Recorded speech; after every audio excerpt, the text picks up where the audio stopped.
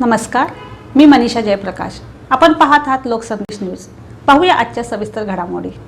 येत्या रविवारी 15 फेब्रुवारी 2026 रोजी साजरं होत असलेल्या महाशिवरात्री निमित्त नागेश्वर आणि वासोटा येथे दर्शनासाठी येणाऱ्या हजारो शिवभक्तांच्या सुलभ प्रवासासाठी बामणोली येथील भैरवनाथ बोट क्लब सज्ज झाला आहे. प्रतिवर्षाप्रमाणे याही वर्षी महाराष्ट्राच्या विविध भागातून येणाऱ्या भाविकांची गैरसोय होऊ नये या उद्देशाने बोट क्लबचे चेअरमॅन श्री धनाजी संकपाळ यांच्या मार्गदर्शनाखाली 100 बोटींचा भव्य ताफा तैनात करण्यात आला आहे.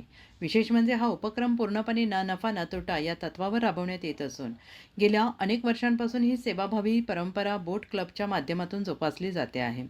कोयना जलाशयाच्या अथांग पाण्यातून शिवभक्तांना सुरक्षितपणे नागेश्वर वासोटा येथे पोहोचवण्यासाठी क्लबचे सर्व सभासद आणि कर्मचारी कार्यरत आहेत. त्यामुळे या सामाजिक बांधिलकीमुळे दुर्गम भागात जाणाऱ्या भाविकांना मोठा आधार मिळालेला असून बोट क्लबच्या या निर्णयाचे सर्व स्तरातून कौतुक होत आहे.